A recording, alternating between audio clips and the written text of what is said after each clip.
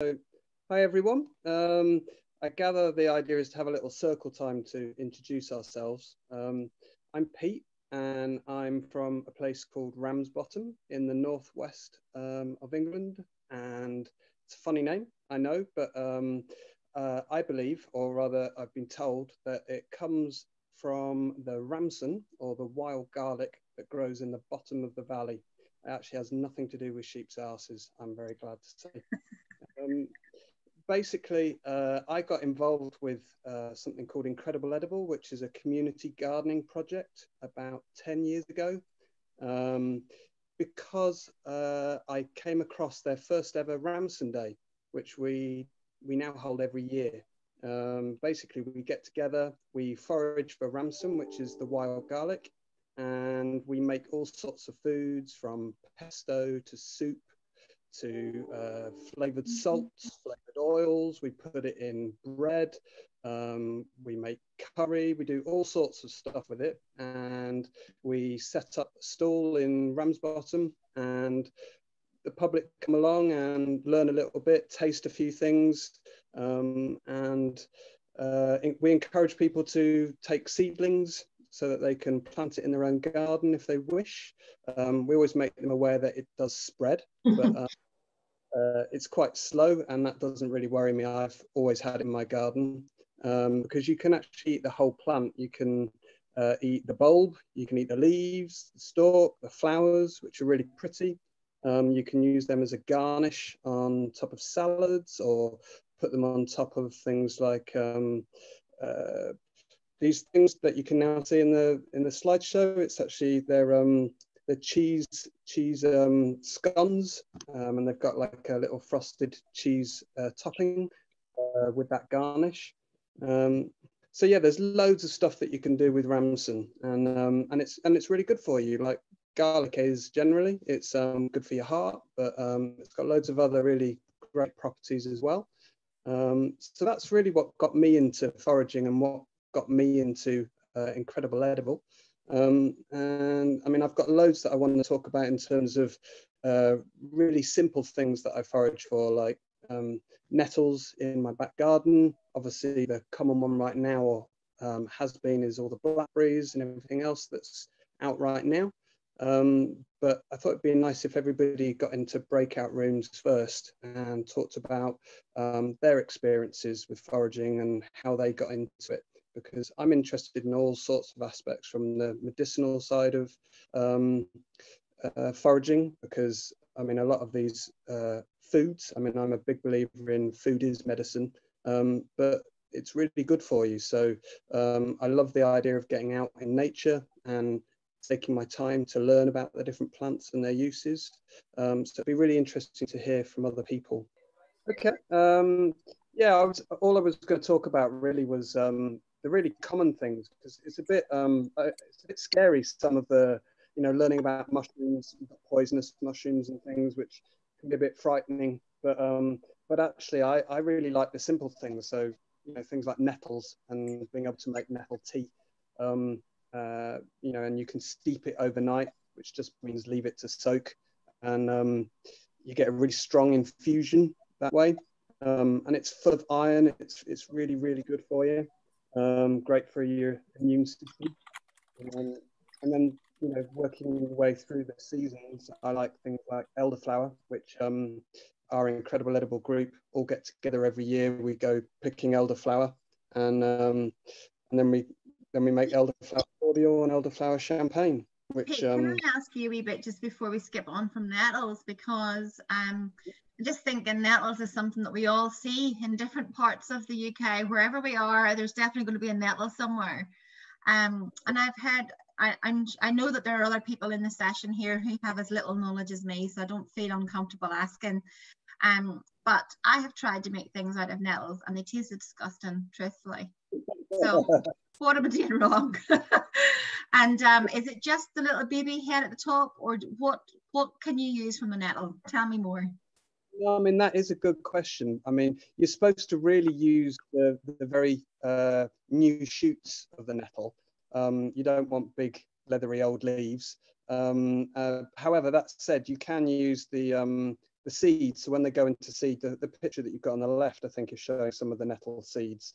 And they're a bit of a stimulant, actually. So you can eat those raw, or you can stick them in things like salad. But yeah, I mean, you can eat nettles all year round, but just make sure you're eating the new shoots rather than the old parts of the plant. And just use scissors or gardening gloves to take off those tops. And then as soon as you put it in the hot water, it loses its sting. But you're right. I mean, it is an acquired taste, actually, nettle tea. And you can mix it with other things, which might make it a little bit more palatable. So the seeds, you just pick them off with gloves or something like that. They don't sting you. No, they don't sting you. The hairs underneath the leaf that will sting you. Okay. And then if you put the nettle into the tea and put hot water on it, that's the sting gone. So. Yes. Yeah, and same if you were to put that into soup or something, because again, you can add nettles to potatoes and, you know, stock and other things just as an extra ingredient. And yeah, it takes away the sting, so you don't need to worry about that aspect. And just another question on that. The nettles, say you pick some nettles, but you just can't be bothered cooking that evening. Can you freeze them? I believe you can. I mean, to be honest, most herbs, some people put them in like ice cubes and freeze them that way. I've also put them just into bags and frozen them. So I do that with things like elderberries, for example. Nettles, I would suggest that really you're going to get within 24 hours. You want to use it, otherwise they're going to lose some of that vibrancy. Okay. Thank you. Sorry for interrupting. I just thought as we go along, because otherwise, and people, you know, if you have questions as you go along, Pete, do you want them to put their hands up, or what way do you want people to interact with you so they don't miss out on the knowledge they want to find? Yeah, hands up. And then if you notice, because I can't really see that on my mobile, but if you notice that, just interject, because yeah. I mean, if we move on to elderflower, which obviously grows from elder, which is a tree, or actually I believe it's a shrub. They produce both flowers, and later on in the season you get elderberries, which people use to make all sorts of syrups or and things to help with colds and the flu and the likes, because it's got loads of antiviral properties. But the elderflower, we make champagne and cordial. I make that with the kids every year, which is loads of fun, because we all get together and you comb off the flowers away from the leaves and the stalks, because actually they're toxic, and you certainly don't want to be soaking or steeping your elderflower with the leaves. That's not a good idea. You need to get them off the branches. So, I mean, I would imagine that might be a question for people. And in terms of recognizing elderflower, like I say, it is a tree. So it's not a low ground plant. And you can recognize the smell straight away with elderflower. In the mornings, it can smell a little bit like catwee, not to put you off, but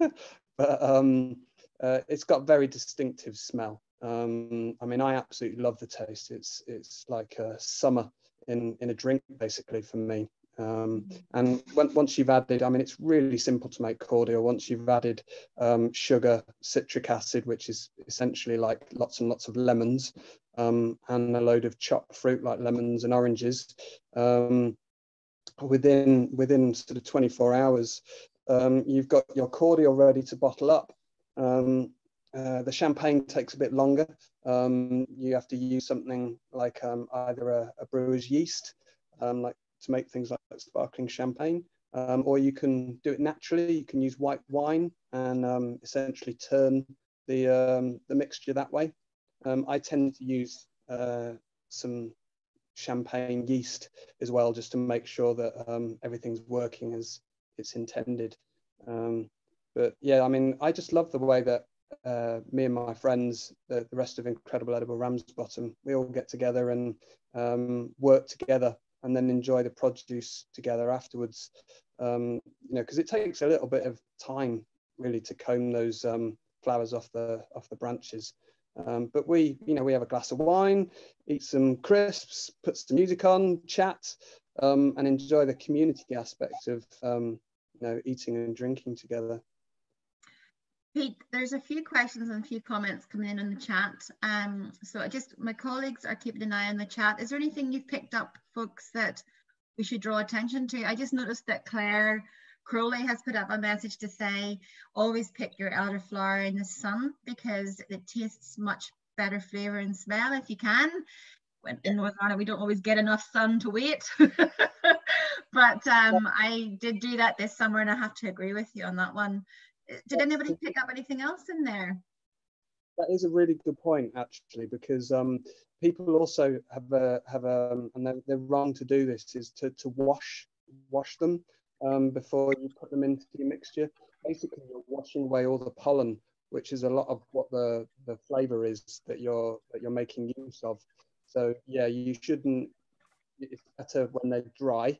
At the end of the day, you don't want them wet, just after it's rained.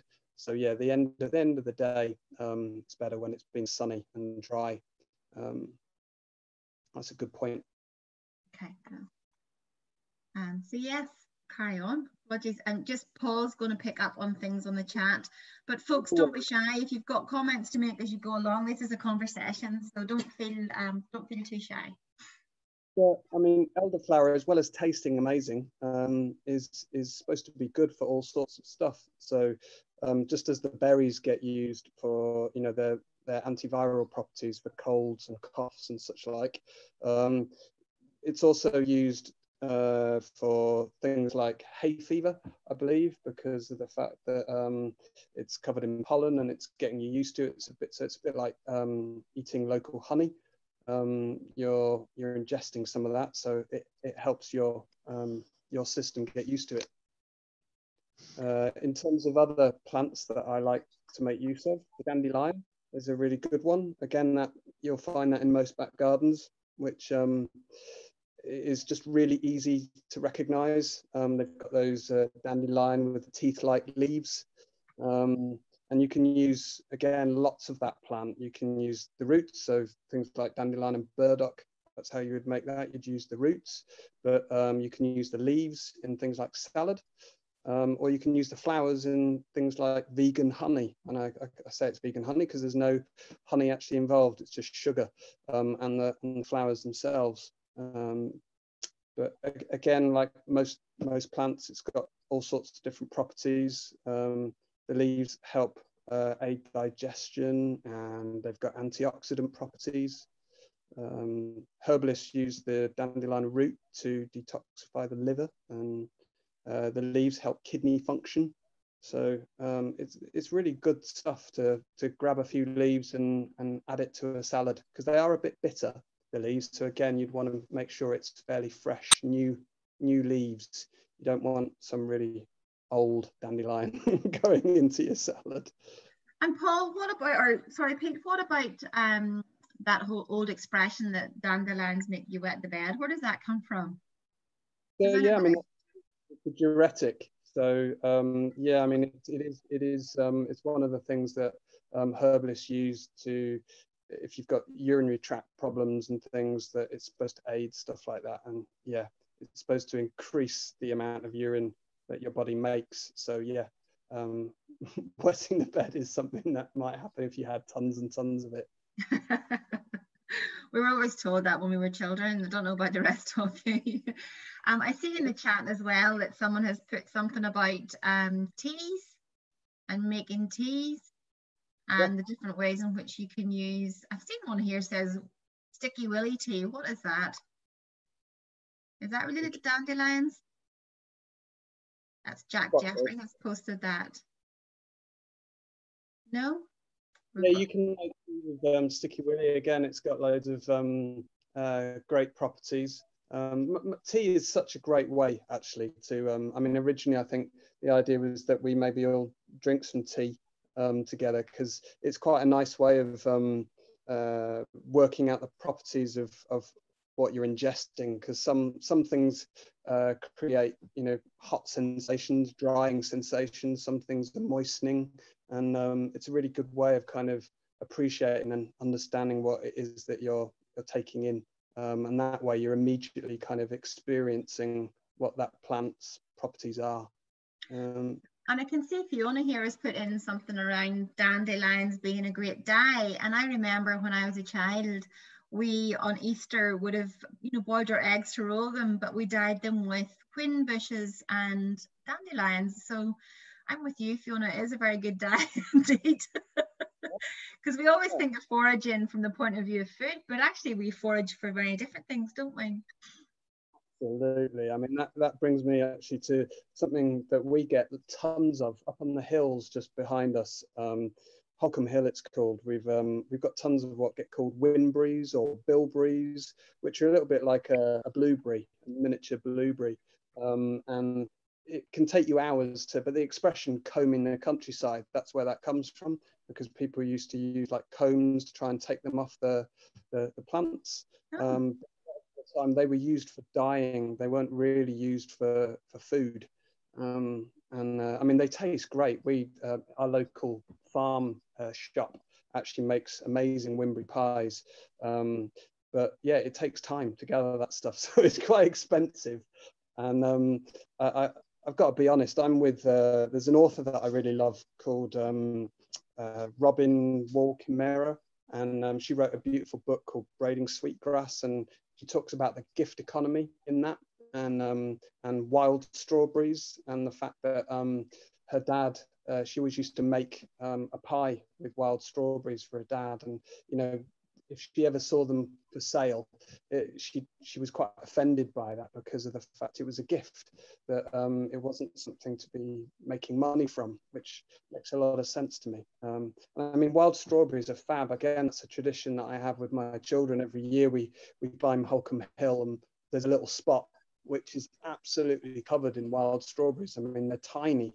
They're very obviously strawberries, but they taste a lot stronger than normal strawberries. A normal strawberry just has no flavor in comparison. They're like sweeties, really, wild strawberries. And again, they've got loads of health benefits. So I'd highly recommend getting out there and foraging for things like wild strawberries, just because you can't go wrong. They're so easy to identify. I see Lizel has put in a message in the chat to say that if the flowers are yellow, they're ornamental and not wild strawberries. That's something that some of us probably wouldn't know very much about, is how to identify all the different types and different things. So for me, a wild strawberry, we see them grown in the garden and they're very, very small and they're red. But yeah, in advance, how do you know what is and isn't? Ornamental doesn't necessarily mean that you can't eat them. I mean, actually, there's a type of elderflower actually that gets called black lace, and they produce pink blooms rather than white blooms. And I actually always mix that in with the white elderflower because it turns the cordial pink, and it's actually a bit stronger than normal white elderflower. So yeah, things have become ornamental, but that doesn't mean you can't consume it. I mean, it's definitely worth, if you've got any kind of doubts about what you're eating, you shouldn't eat it, and check it out first. But a quick Google will normally inform you of what you need to know. I mean, the RS and such like have got loads of information on most of these plants. And Pete, when we were chatting earlier, you were saying about how the wild strawberries are so tasty in comparison to the strawberries you might buy in the shop. I see Lizel putting up here that the ornamental ones don't taste so great either compared to the wild ones. But people are asking, whereabouts do you look for them? And I suppose it's kind of identifying the leaf in advance, so you're able to go back and look for the strawberry when it grows. Yeah, I mean, the wild strawberries hide. They hide under their leaves. So, I mean, I'm a big hippie. I like to go out, go barefoot, and kind of take my time, making my way across the hillside and lifting up plants and discovering the strawberries that are hidden. But those flowers are a big indicator that they're there, and they do grow. You'll see them in your back garden and the likes as well. So you come to recognise certain spots, but they like it quite shady. They're a bit like the Ramson. They like shade. And they quite like woodlands, don't they, for that reason? Like in our garden, they would be very much in hiding under like a bigger bush in the bed and near a hedge or near the wood, the rhododendrons and things like that. You know, they seem to like a little bit of shade. Yeah, absolutely. And likewise with the ramson, they love the shade and the dampness. I mean, they tend to grow, well, they grow all along the river in Ramsbottom, along the river Irwell, across the banks. So, I mean, you can't go wrong with identifying it because it smells so strongly of garlic. I know one of the things that people have always taught me about foraging is to make sure you leave some behind for the birds and so that they can grow again. With the likes of wild strawberries, if you picked all the strawberries because they taste so good, does that stop the plant continuing on to prosper for the next year, or does it matter? I think it definitely matters to consider how much you're taking. I mean, I have to say with strawberries, the entire strawberry head is made up of seeds, and an awful lot of them get eaten by birds and then dropped in droppings, etc. So I don't think you need to worry too much, and I think it'd take a lot of foraging to overdo helping yourself to strawberries. Yeah. And Pete, just one of the folks here, Jen, is asking, what's the name of the author, Robin who? Of braiding sweetgrass. It's Robin Wall Chimera, and she's a botanist. I think she's in Canada, and she's from an indigenous background. So her book talks about kind of our relationship to plants and learning from plants, and it's just really beautifully written, and lots of kind of indigenous wisdom and scientific knowledge because she is a botanist. But it's a great way of learning about the plants that we can make use of, really. And so folks, Pete has really helpfully put a little bit together in advance of this with links and things, and what we'll do is add some of these names and things into it afterwards so that we can share it all out with you by email. So I know sometimes it can be hard on this to pick up what's being said. Do ask questions in the chat and we can make sure that some of that's in the email as well. Thanks for that, yeah. Pete. So I'm just looking here, and it's quite hard to chat and to check the messages. So Paul, please do let me know if anything's coming up that needs to be said. So if we want to just kind of move a little bit further on then, Pete, if that's okay with you. Absolutely. So, I mean, some of the other plants that I'd recommend in terms of easy to find and easy to recognize are things like ribwort plantain. I think you've probably got a screenshot of, yeah, there you go. And these are when you mentioned this, I'd never heard of it before, but I do recognize this. So tell us more. Well, I mean, it's, as kids, I remember firing these at my mates at school. Actually, the really young seed heads actually taste like raw mushroom, which is really lovely. You can throw those in a salad. But it's really easy to find and identify the ribwort plantain. And it's actually better at treating things like stings and bites than dock is, because of the fact it's got antihistamine properties, and it actually gives you pain relief, whereas dock doesn't. It's a bit of a fallacy, really, dock.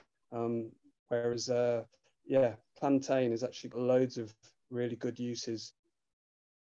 And then there's things like the common daisy, which again, so many of us are used to making daisy chains and the likes, but never really consider its uses. I mean, it used to be called something called bruisewort, which kind of indicates what it might be used for. And you've probably heard the expression "whoops a daisy" when you've had an accident or something. And actually, again, that's kind of where it comes from, because you can mash it up and use it to. It's actually related to arnica, it's a really good plant medicine, and it's growing everywhere on our doorstep. So not a difficult one. Arnica is what you use for bruises, isn't it? For bruise. So if you were to mash up daisies and put it on your skin, it could potentially help heal. Is that what you're saying? Absolutely, 100%. it's actually safer than arnica. I believe arnica's got toxic elements to it, whereas the daisy hasn't. Again, there are so many daisies, aren't there, that you can, but most people will recognize this sort of daisy, the common daisy. Good. I mean, if we're talking about other types of foraging, what you can see on your screen now is called the jelly ear or Jew's ear, because there's a story about Judas Iscariot in the Bible who hung himself on an elder tree, and elder actually has hollow branches, so it's really weak, so hence he wasn't really trying to hang himself. But yeah, this is a really easy to identify mushroom. I mean, I've been on loads of mushroom walks with some friends that are experts in this field, whereas I certainly am no expert. I just enjoy learning about it. And yeah, this grows on elder, and because of the fact I love elder, it's another easy to recognize, and you can't misidentify that. It looks like an ear. Totally edible. It's a little bit jelly-like, hence the name, the jelly ear. It's a bit watery. I can't say it's the most tasty mushroom in the world, but you can stuff it with things like cheese or rice, or you know, there are loads of ways to cook it, and you know, enhance the flavor of them. But and is the texture rubbery? What's the texture like? it is a bit rubbery and jelly-like. So, yeah, I can't say it's my favorite mushroom. I was going to say, you're not really selling it to me, to be quite honest. No, it's something to look at and safe to touch and safe to try. I mean, you know, there are things like it's called chicken of the woods, which is again a bit well, that tastes great, chicken of the woods, and I'd be comfortable identifying that. But and things like Siva, which is a purple mushroom, but there are so many other mushrooms that have very similar looking mushrooms that are dangerous. So I'd be a bit frightened of getting stuck in unless I was on a walk with an experienced forager. So I mean, I've got friends like Jesper Lauder who, again, if we pass on these links, you should look up. And he leads both foraging walks down south and up north. So if you can go on a walk with him, I'd highly advise it. And there's a good friend of mine, Ed Wiener, who is again a medical herbalist, who was originally an NHS nurse and retrained, and she runs online workshops, actually, partly because of the COVID-19 epidemic, and you know, she'll encourage people to go out and get things like hawthorn flowers, for example, and then do a tea tasting session and learn how to make various things with that plant that you'd go foraging for. And if you're really frightened of foraging for that, you can actually buy the dried flowers online and learn that way. But there are some really, really good ways to learn from experienced professionals, and I'd highly advise kind of checking out some people. I mean, there's another guy called David Winnard who runs a company called Discover the World, the Wild, and he works with local authorities and the RSPB and the Wildlife Trust. And yeah, you can go out with him and he'll help you identify all sorts of things, from mint growing in local ponds. And once you've done things a few times, you grow in confidence. And that's why I like the idea of starting with really simple stuff like the nettle and the dandelion and elderflower, because you can kind of build on that every year and learn a little bit more about, you know, what's growing in your locality. Well, I've just seen a lovely recipe for those jelly ear mushrooms from Jack Jeffries, who's suggesting that you lace them in orange juice. Have you heard of this one? That you soak them in orange juice and coat in melted chocolate to make a Jaffa cake. Isn't that clever? Oh, that now we're talking. That's more my style, I think. And quite a few people suggesting that you use them for soups and broths and things like that as well as a background too. So someone's also suggesting that if you haven't seen these jelly mushrooms, that you jelly ears, that you look out for them after the rain. Is that something you've done yourself, Pete? It is, yeah. I mean, I used to teach forest school actually once a week, and so I'd be in the woods, and it rained a lot, and there was lots of elder within the woods that we used to run the forest school sessions, and so they would get covered with jelly ears, and they spring up overnight like mushrooms tend to do, and they're just brilliant. So next time you're out in the woodlands, have a look for jelly ear on elder, because that's what it tends to grow on predominantly. Going to do that. And the next slide then is weeds and wild medicines. We've touched a little bit on that already. I see in this image quite a few familiar seeds and fruits. Yeah. So, I mean, I would highly recommend checking out her courses online, because when it gives you a chance, even if you can't join the live session, they're recorded and you can watch them back. And she provides things like obviously the ingredients and instructions on how to use it, and their properties. So you can't go wrong with that kind of course, really. And in terms of books, really, really obvious ones, like there's one called the Collins Gem Food for Free, which is a really old book, which I think was the first foraging book I ever looked at. And that will really help you identify things. I mean, I've got a few favorite books, like The Thrifty Forager by Alice Fowler, which I absolutely love, and Hedgerow Medicine is a really good one. And I'd encourage people to check out books like that, and do things like journaling, which again, one of the reasons I love being out foraging is just being out in nature and taking time. And there's a lovely book that that just arrived last week, called Secrets of a Devon Wood, My Nature Journal, by somebody called Joe Brown. And that's just full of everything from insects, birds, but tons and tons of plants and mushrooms. And she obviously takes time drawing them, but then finds out what their properties are and makes notes of them. And it's a really lovely way of learning again. So if you spot something and you're unsure, make some notes and find out more. And if you're not great at drawing, buy that book. It's absolutely wonderful. And I mean, I look after social media for a lovely magazine called Resurgence The Ecologist, and they often feature articles on foraging and herbal medicine. So I'd recommend taking a look at things like that. There's a great site called Eat Weeds, which is worth a look at as well.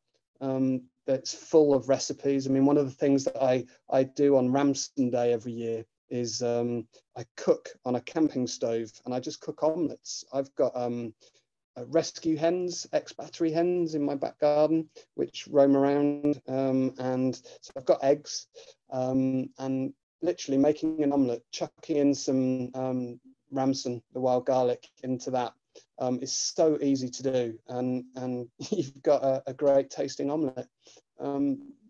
So yeah, and I got that from that Eat Weeds site, and they send out newsletters with all sorts of recipes every month, and that's free. So I mean, he has got all sorts of publications and PDFs and books that you can buy, but just having a look at their website and following them on Facebook and Twitter, you'll learn loads.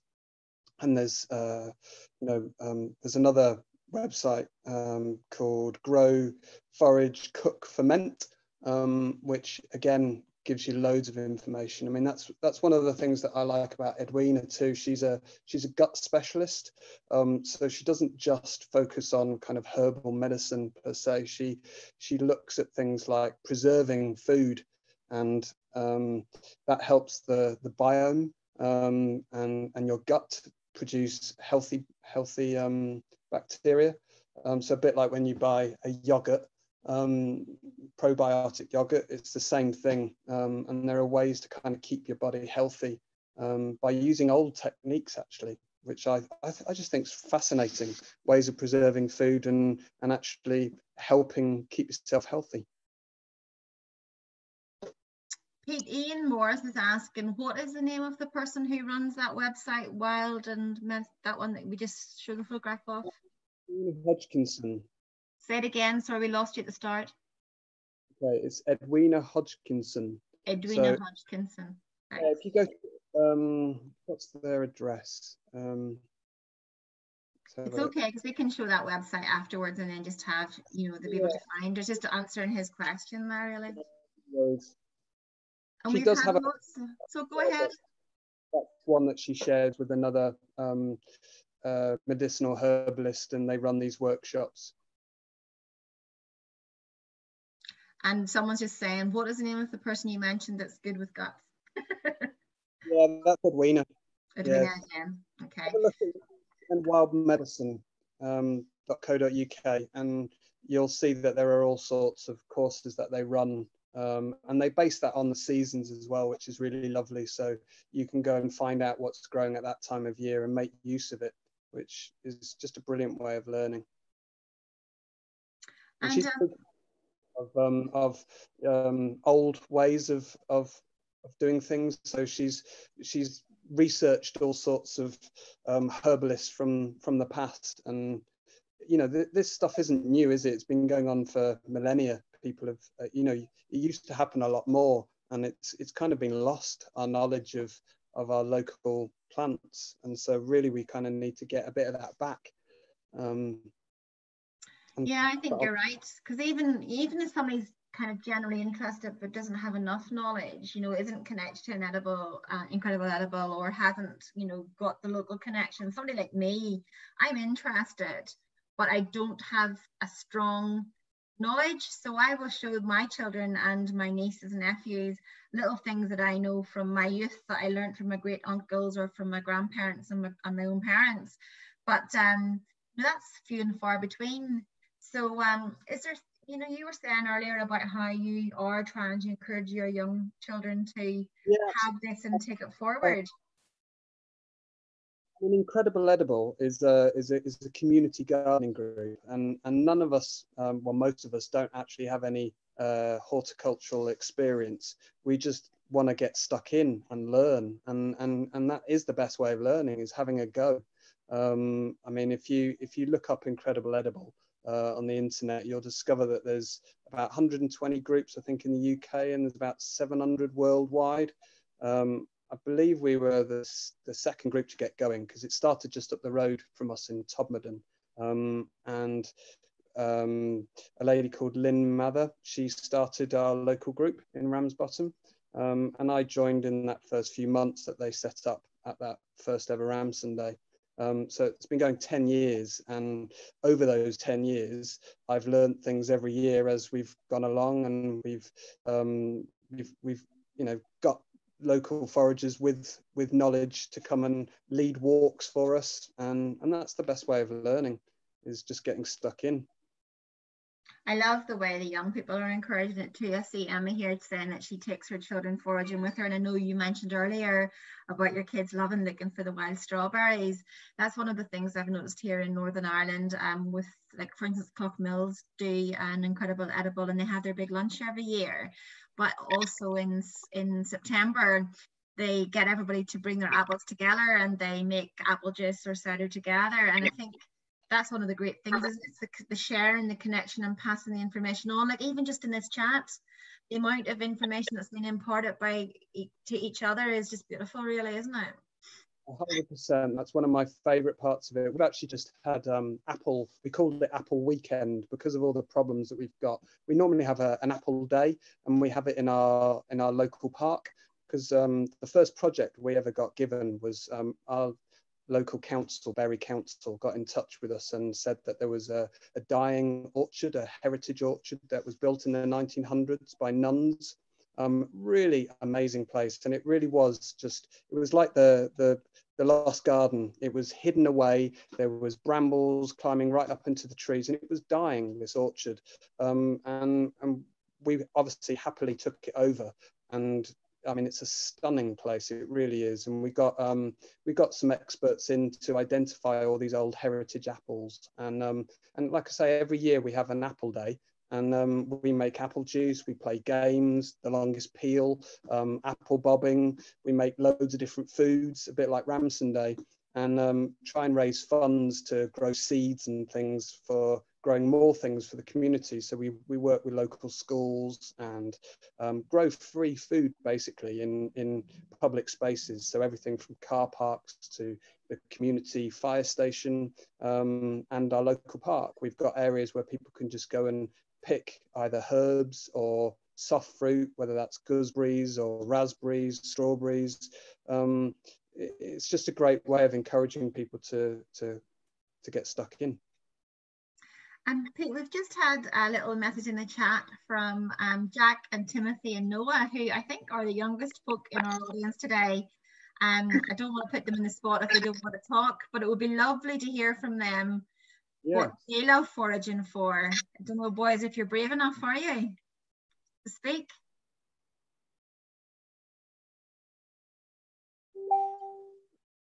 You might be on mute. And if you don't want to speak, hello.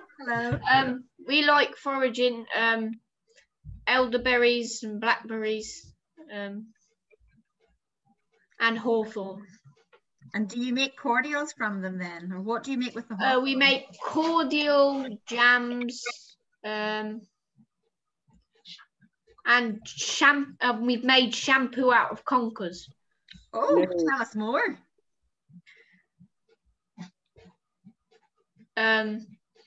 Which is where you chop the conkers into quarters, you boil them up, grease the salmonin, saponin, and the substance that's comes out is basically soap, and then you add coconut milk to it, put it in the fridge, and then you've got your own shampoo. Wow, I'm gonna try that now. You've inspired me. And then to make jam, you put boil up whatever fruit you want, and then you add jam sugar. It depends which recipe you use, and then you just keep you put some on a plate, put it in the freezer, and then you try it, and when you think it's good, you put it in jars, and then you can either put it in the fridge or leave it out, and it tastes really nice. Yum. Tell me this now, do you find that some of your friends at school are scared of trying new things like this, or are they very much encouraged by you doing it? The reason I ask that is because I find sometimes young people are a little bit scared of trying things just off the hedge. And I have an apple tree in my garden, and even just getting people to taste the apples off the tree can sometimes be hard. What do you think? I haven't really asked anybody at school, but well, we've tried to coax my nan into trying some of the things that we make. And she was like, I ain't having nothing off the bushes and things like that.